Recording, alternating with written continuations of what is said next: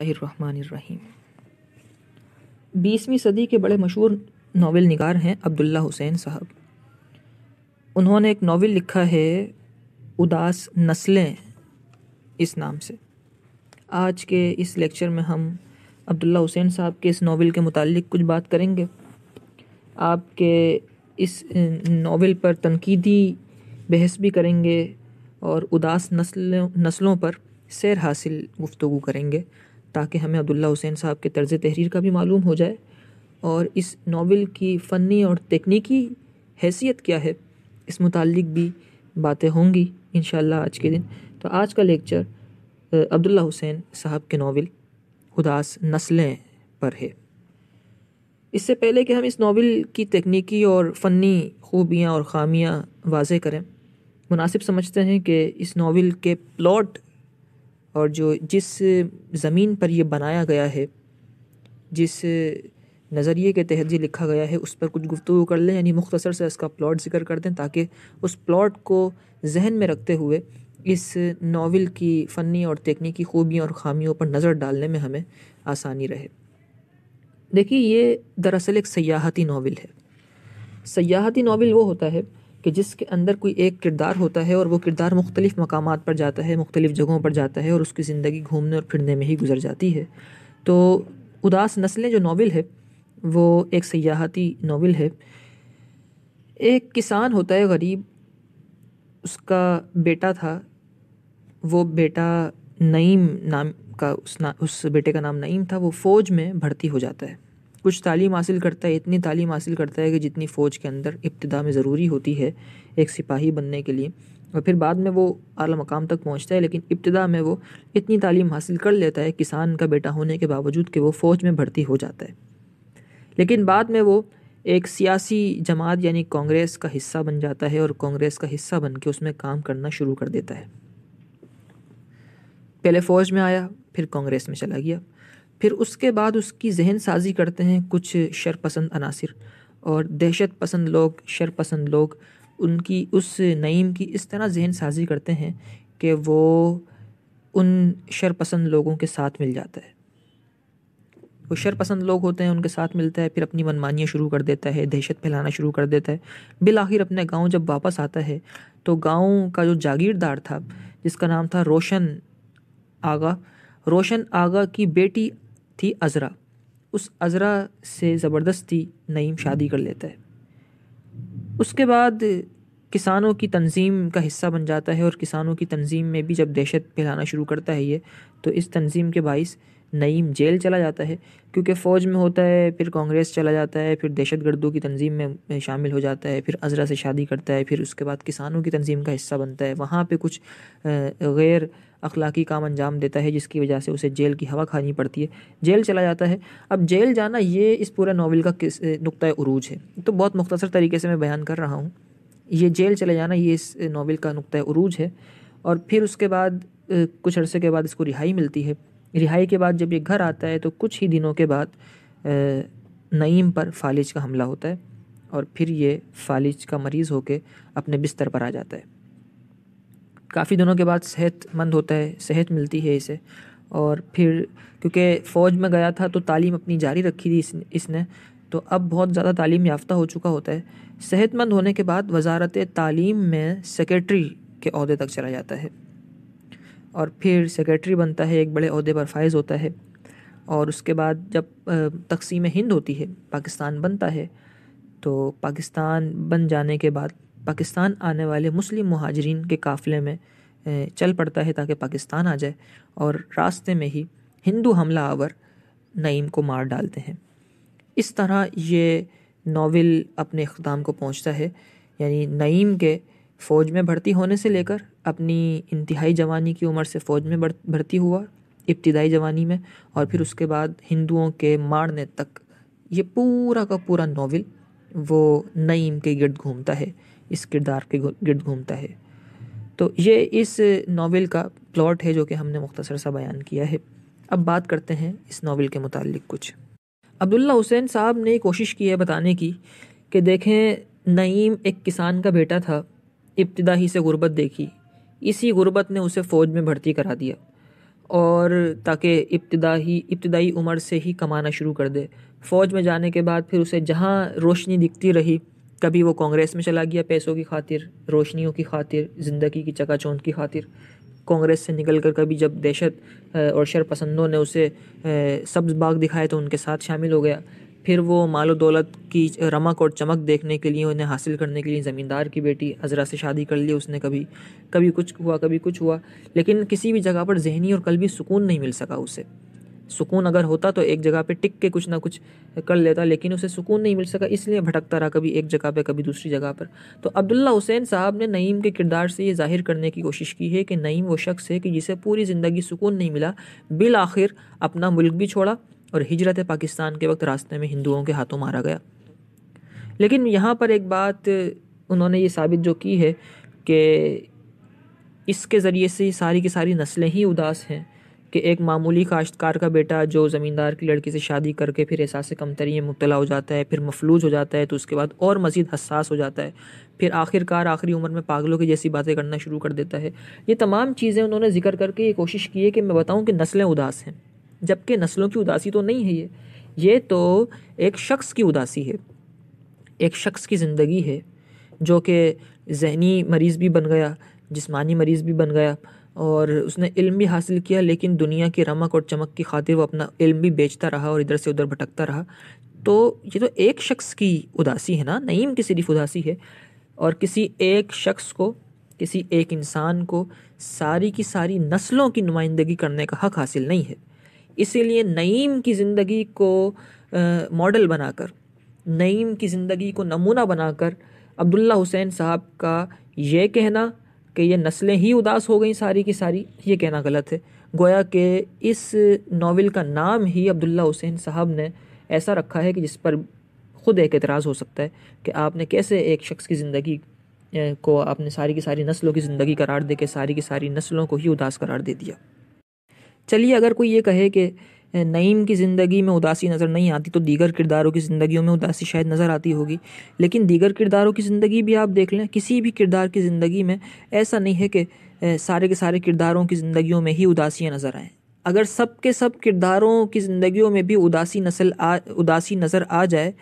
تب بھی اداس نسلیں نہیں کہا جائے گا اس ناول کو، کیونکہ پھر تو وہ مختلف لوگ ہیں، مختلف خاندانوں سے تعلق رکھتے ہیں، نسل تو ایک ہی چلی آتی ہے۔ ہاں اگر یہ ناول اس اعتبار سے لکھا جاتا کہ نعیم کے دادا،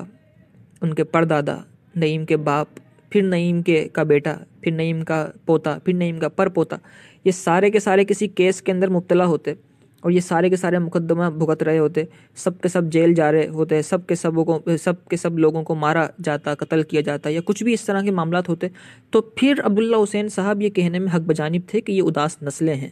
لیکن کیونکہ اس ناول کے اندر دیگر کرداروں کی زندگیوں میں بھی اتنی اداسی نظر نہیں آتی جتنی صرف اور صرف نعیم کی زندگی میں اداسی ہے، تو صرف نعیم کی زندگی کو آپ نے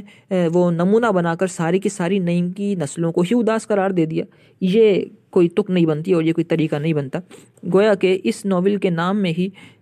ناقدین کو ایک اعتراض رہے گا کہ عبداللہ حسین صاحب نے نعیم کی زندگی کو نمونہ بنا کر ساری کی ساری نسلوں کو اداس جو کہا ہے وہ درست نہیں ہے۔ یہاں ایک اور بات ہم ذکر کرتے چلیں، ہم نے ابتدا میں کہا تھا کہ اداس نسلیں جو ناول ہے وہ دراصل ایک سیاحتی ناول ہے، جس کے اندر اس ناول کا جو ہیرو ہے جس کا نام نعیم ہے وہ جگہ جگہ گھومتا پھرتا رہتا ہے۔ دیکھیں اس جگہ جگہ گھومنے کی وجہ سے اس ناول کا پلاٹ غیر مربوط سا ہو گیا ہے، اس کے اندر ربط قائم نہیں رہا ہے۔ رتن ناتھ سرشار کا نام سنا ہی ہوگا، اور رتن ناتھ سرشار افسانہ نگار ہیں۔ انہوں نے ایک افسانہ لکھا تھا اردو کا، اور اس کا نام تھا فسانہ آزاد۔ فسانہ آزاد کے اندر ایک شخص تھا جس کا نام تھا میاں آزاد۔ رتن ناتھ سرشار نے میاں آزاد کو وہ فسانہ آزاد کا، تو فسانہ آزاد کے اندر میاں آزاد کو سرشار نے، یعنی کہ اس جو افسانے کے مصنف نے رتن ناتھ سرشار نے میاں آزاد کو جگہ جگہ سیر کرائی ہے، اور لکھنؤ کے خاص طور پہ لکھنؤ کے مختلف علاقوں کی سیر کروا کے لکھنؤ کے معاشرے کے مختلف پہلوؤں پر روشنی ڈالنے کی کوشش کی ہے۔ اسی طرح عبداللہ حسین نے بھی نعیم علی اور عذرا ان دونوں کو جگہ جا بجا گھمایا ہے۔ 1913 سے لے کے 1947 تک ہندوستان کے اندر ان کو جگہ جگہ گھمایا، کبھی ایک شہر کبھی دوسرے شہر، ان کو اداس ظاہر کرنے کے لیے. لیکن اس گھمانے پھرانے کی وجہ سے وہ واقعات کو اور تحریکات کو اور تمام کے تمام جو اداسی کے واقعات ہیں ان سب کو وہ ایک لڑی میں پرونے کی کوشش تو کرتے رہے، لیکن جو نقص فسانہ آزاد کے پلاٹ میں پایا جاتا ہے وہی نقص یا وہی نقص وہ عبداللہ حسین کے ناول اداس نسلوں کے اندر بھی آ گیا ہے. وہ یہ کہ اس گھومنے پھرنے اور سیاحتوں کی وجہ سے اداس نسلیں جو ناول ہے اس کا پلاٹ مربوط نہیں رہ سکا ہے منطقی طور پر، اور پلاٹ جو ہے وہ داخلی تسلسل سے بھی محروم ہے. اسی طریقے سے نعیم جو ہے وہ عذرا کو ساتھ لے کر سیاسی تحریکوں کا حصہ بنتا ہے، مختلف مقاموں کی مجلسوں جلوسوں میں شرکت کرتا ہے، اور اپنی بیوی کو ساتھ لے کر نعیم کا جگہ جگہ گھومنا پھرنا معقول اور اس کی تسلی بخش کوئی وجہ پیش بھی نہیں کر سکے عبداللہ حسین صاحب. تو گویا کہ عبداللہ حسین صاحب نے کوشش کی کہ نعیم کے ساتھ ساتھ عذرا کو بھی ہر جگہ پر دکھایا جائے، لیکن اس دکھانے میں ربط قائم نہیں رہ سکا. تو یہ بھی اداس نسلیں کی ایک خامی ہے کہ جسے دور کرنا چاہیے تھا عبداللہ حسین صاحب نے، لیکن وہ نہیں کر سکے، اور بے تکے کے جھگڑے پیدا ہو گئے ہیں، اور اس طرح کی کچھ باتیں اس وجہ سے اس افسانے کے اندر پیدا ہو چکی ہیں. پھر دوسری بات یہ بھی نظر آتی ہے کہ عبداللہ حسین صاحب نے نعیم کو اس طرح ظاہر کیا کہ نعیم ایک پڑھا لکھا شخص ہے، اسی لیے وہ وزارت تعلیم میں سیکریٹری کے عہدے تک چلا جاتا ہے. لیکن اتنے تعلیم یافتہ شخص کا جو کہ جب سول محکمے کے اندر کام کرنا شروع کرتا ہے تو سیکریٹری کے عہدے تک چلا جاتا ہے، وہ ملٹری سائٹ پر جب پہنچتا ہے یعنی فوج میں جب بھرتی ہوتا ہے تو وہ محض ایک سپاہی بن کے بھرتی ہوتا ہے. اس کو تو چاہیے تھا کہ جب وہ سیکریٹری والی قابلیتیں رکھتا ہے تو اس کو چاہیے تھا کہ وہ فوج میں بھرتی ہوتے وقت بھی کسی بڑے عہدے پر فائز ہوتا، کیپٹن بنتا، لیفٹیننٹ بنتا، کچھ نہ کچھ بنتا. لیکن وہ اس طرف تو آ کے سیکریٹری بنتا ہے لیکن اس طرف محض سپاہی بنتا ہے. تو یہ باتیں محض یوں لگتا ہے کہ خیالی باتیں ہیں، اور انہوں نے چاہا ہے کہ میں کسی طریقے سے اپنے ناول کو اور اپنے افسانے کو لمبا کرتا چلوں، تفصیلات اس میں ڈالتا چلوں. تو ایک ہی شخص کا ایک ہی علم کے ساتھ کبھی ایک اتنے چھوٹی جاب پر کام کرنا اور پھر بعد میں اتنی بڑی جاب پر کام کرنا، یہ یوں لگتا ہے کہ محض تخیل اور محض خیالی واقعات ہیں. گویا کہ عبداللہ حسین صاحب کا جو ناول ہے اداس نسلیں وہ حقیقت سے دور ہوتا ہوا نظر آتا ہے ان مقامات پر. جب عبداللہ حسین صاحب بیان کرتے ہیں ہندوستان کے اتار چڑھاؤ کو اور عذرا اور نعیم کا دربدر پھرنا ہندوستان میں بیان کرتے ہیں 1914 سے لے کر 1947 تک، تو ان کو یہ بھی چاہیے تھا کہ 1914 کے بعد تو ہندوستان کے اندر وہ پہلی جنگ عظیم کے بھی اثرات ہوئے تھے، لیکن آپ نے ان اثرات کا بالکل ذکر نہیں کیا. پھر خلافت عثمانیہ ٹوٹ رہی تھی 1921 کے اندر. ہر تاریخ لکھنے والے نے جس نے بھی 1900 کے بعد سے لے کر 1950 تک کی تاریخ کے اوپر واقعات لکھے ہیں اس نے ضرور ذکر کیا ہے ان خلافت عثمانیہ کے اتار چڑھاؤ کو اور جنگ عظیم کے اتار چڑھاؤ کو، لیکن عبداللہ حسین صاحب نے ان دونوں کا بالکل ذکر نہیں کیا. گویا کہ ان کی نظر جو ہے وہ ان انتہائی اہم ترین واقعات ہندوستان کی سیاست کے جو تھے اس پر پڑی ہی نہیں، جس کی وجہ سے سننے والا اور پڑھنے والا یہ سمجھتا ہے کہ گویا کہ عبداللہ حسین صاحب اپنی دھن میں ہی مگن ہو کے ایک اپنی ہی کہانی ذہن سے بنا کر خیالی طور پر ایک کہانی لکھ رہے تھے. اگر یہ کہانی حقیقی ہوتی تو یقیناً نعیم اور عذرا کی زندگی پر پہلی جنگ عظیم اور خلافت عثمانیہ کے جو ٹوٹنے کے اثرات تھے وہ بھی ضرور مرتب ہوتے. تو اس طرح بھی معلوم ہوتا ہے کہ یہ جو افسانہ ہے وہ حقیقت سے کافی دور ہے. قصے کی اٹھان بڑی شاندار ہے. جب شروع ہوتا ہے قصہ عبداللہ حسین صاحب جو لکھتے ہیں کہ نعیم فوج میں بھرتی ہوا، پھر وہاں سے کانگریس میں گیا، پھر وہاں سے دہشت پسندوں اور شر پسندوں کے ہاتھ چڑھ گیا، تو اٹھان تو بڑی بہترین ہے اس افسانے کی. لیکن جب خاتمہ ہوتا ہے تو خاتمے کے قریب بہت قصہ خشک ہو جاتا ہے اور غیر دلچسپ ہو جاتا ہے، اور پڑھنے والا جو یہ سمجھ رہا تھا کہ ابتدا اتنی اچھی ہے تو اختتام اس سے زیادہ اچھا ہوگا اور ایک آس لگا کر بیٹھا تھا کہ اچھی کہانی سننے کو ملے گی، وہ اس کی آس آخر تک پہنچتے پہنچتے وہ ختم ہو جاتی ہے. اور آخر جو ہے وہ یوں لگتا ہے کہ عبداللہ حسین صاحب نے بس جلدی سے تھکن کا احساس ہوتا ہے ان کے قلم کے اندر کہ انہوں نے بس چاہا ہے کہ جلدی سے ایک ناول شروع تو کیا تھا میں نے، اب اسے ختم بھی کرتا چلوں، تو کہانی کو طول دے کر وہ ختم کرنے کی کوشش کر رہے ہیں. ہیرو ہمیشہ ایک ایسا شخص ہوتا ہے کہ جو اپنی زندگی اپنے ہاتھ میں لے کر چلتا ہے، لیکن ناول کا جو ہیرو ہے نعیم، عبداللہ حسین صاحب نے اسے ایک مجہول اور بیمار کردار ظاہر کیا ہے، اور ایک ایسا انسان ظاہر کیا ہے کہ جس کے سامنے اپنی زندگی کا کوئی واضح نصب العین اور مقصد موجود نہیں ہے، بلکہ نعیم مصنف یعنی عبداللہ حسین کے ہاتھوں کی کٹھ پتلی بن کر ناچتا ہے، اور اس کی جو طبیعت ہے وہ بڑی اکتا دینے والی ہے، کبھی ایک طرف کبھی دوسری طرف، کوئی زندگی کا نصب العین ہی نہیں ہے، کہیں لے کر چلنا ہی نہیں ہے، زندگی میں اطمینان کا سانس ہی نہیں ہے، بس بلکہ اس کو تو چھوڑیں آپ، قصے کی جو ہیروئن ہے عذرا، وہ سیاست سے زیادہ سیر سپاٹوں، جلسوں اور پارٹیوں کی شوقین ہے۔ ایک طرف تو شوہر ہے نعیم، جو کہ اپنی اس قدر مصروف زندگی گزارتا ہے، دوسری طرف عذرا ہے جو اس کے ساتھ ہی رہتی ہے لیکن اس کی زندگی بالکل ہی الگ قسم کی ہے، وہ جنسی تسکین کو زیادہ ترجیح دیتی ہے۔ تو یہاں محسوس ایسا ہوتا ہے کہ مصنف نے غالباً دیہاتی اور شہری زندگی کو ملا کر دکھانے کی کوشش کی ہے، لیکن ملا کر دکھا نہیں پائے وہ، گویا کہ، اور ملا کر دکھانا بہت زیادہ مشکل بھی ہوتا ہے، اور اس مشکل مرحلے پر وہ مکمل طور پر کامیاب نہیں ہو سکے۔ قصہ ابتدا میں بڑا اچھا ہے، مکالمے بھی بہت اچھے ہیں، ظاہر سی بات ہے ہم کیونکہ تنقید کر رہے ہیں ان کے اداس نسلیں ناول کے اوپر، تو ضروری تو نہیں ہے کہ صرف برائیاں ہی بیان کرتے رہیں گے، اچھائیاں بھی بے شمار ہیں۔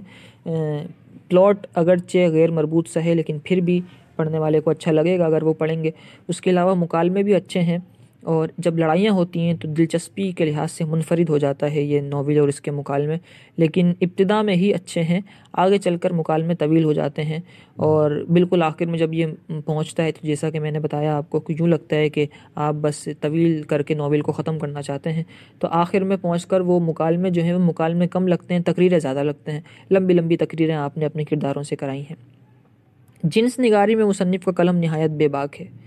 اور 2 مقامات پر انہوں نے عذرا اور نجمی کو ایک ایک کپڑا اتار کر مادرزاد ننگا بھی کر دیا ہے، اور انہیں یہ اس طرح نہیں کرنا چاہیے تھا، کیونکہ اگر فیملی ناول کوئی لکھے تو اسے چاہیے کہ وہ خواتین کی عزتوں کا بھی اس ناول کے اندر خیال کرے، لیکن عذرا اور نجمی کی عزت کو انہوں نے جب تاڑ تاڑ کرنے کی کوشش کی ہے وہ ایک غیر مناسب سا پہلو ہے۔ ناول میں زبان اور اسلوب کے حوالے سے کچھ بات کر لیں۔ ناول میں زبان اور اسلوب بیان کی اتنی زیادہ فحش غلطیاں ہیں، اور روزمرہ کے محاورات اور صرف و نحو کے اصولوں کی خلاف ورزی بھی کی گئی ہے، اس قدر کی گئی ہے کہ اس کی مثال ابتدا سے لے کر آج تک اردو کے کسی اور ناول میں نہیں ملتی، اور یوں محسوس ہوتا ہے کہ یہ ناول پہلے انگریزی میں لکھا گیا تھا، اس کے بعد اس کو اردو میں ترجمہ کرتے وقت لفظی غلطی ہو چکی ہے ترجمے کی۔ تو غرض مختصر سا بیان کرتے چلیں کہ اس ناول کے تخیل میں پھیلاؤ ہے، ٹھاٹ بھی اونچی ہے، اٹھان بھی اچھی ہے، مناظر کی تصویریں جاندار ہیں، بیانات دل نشین ہیں، لیکن چونکہ اس کا پلاٹ غیر منظم ہے، بعض اس کے اجزاء جو ہیں وہ تخیلی معلوم ہوتے ہیں، یوں محسوس ہوتا ہے کہ صرف خیالی ہے، اور